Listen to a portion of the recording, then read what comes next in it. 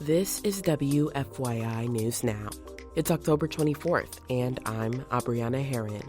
On today's show, former Indiana Governor Mitch Daniels publicly opposes mid-cycle redistricting.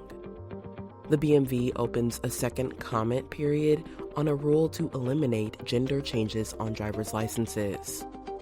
And a new Google data center planned for rural Indiana could use as much power as the entire city of Indianapolis. Just an enormous amount of power. That's going to be one of the largest power users in the entire state, potentially even the entire country, if that moves forward. Those stories coming up.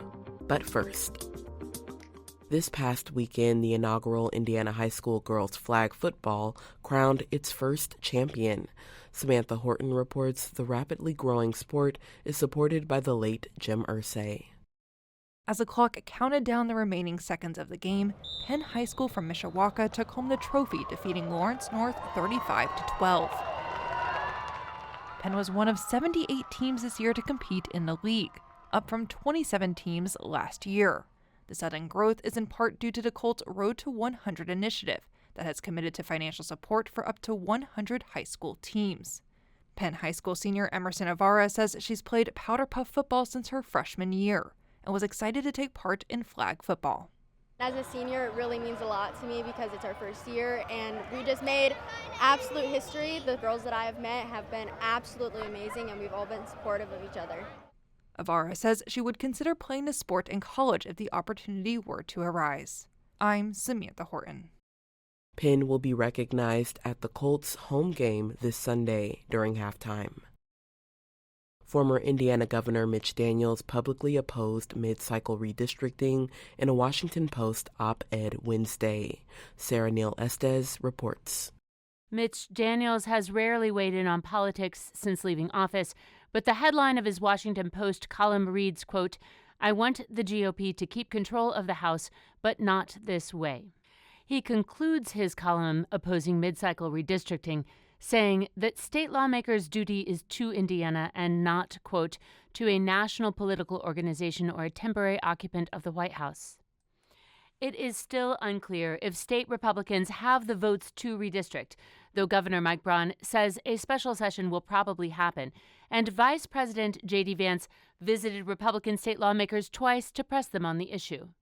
Republicans could also propose redistricting on Organization Day in November, or they could tackle it at the beginning of the state legislative session in January. I'm Sarah Neal-Estes. The Indiana Bureau of Motor Vehicles is opening a second public comment period on a proposed rule to eliminate gender changes on driver's licenses. Lauren Chapman reports advocates say the move is a direct dismissal of public will after dozens of people showed up to the first public hearing in opposition. The proposed BMV rule seeks to comply with a March executive order from Governor Mike Braun. He directed state agencies to enforce the biological binary. Chris Paulson is the CEO of IYG, North America's oldest continuously operating organization for LGBTQ youth and young adults. She says transgender and non-binary Hoosiers will lose out on employment, housing, and other services if the rule is implemented. Their rhetoric is no harm is caused. And we know that that is blatantly false.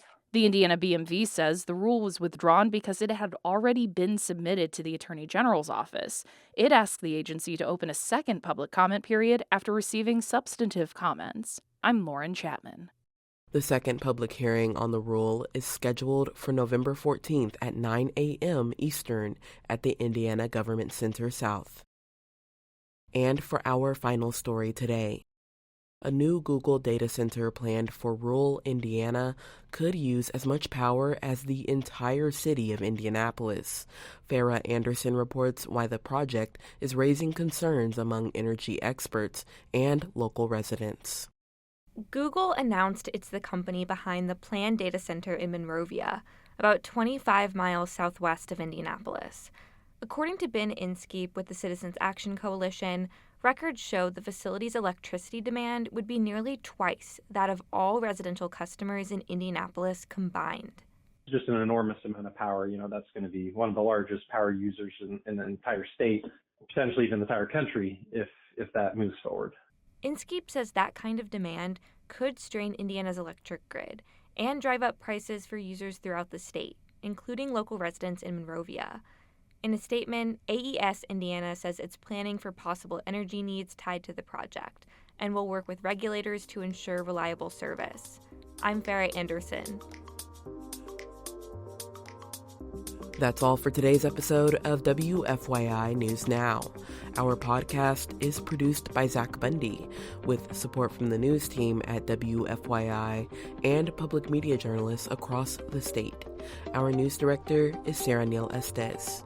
Kendall Antron produced our music, and I'm your host, Abriana Herron. If you like today's episode, remember to subscribe and share, and follow WFYI on Instagram, TikTok, Facebook, and YouTube to check in on our newsroom throughout the day. Thanks for listening. We'll be back tomorrow.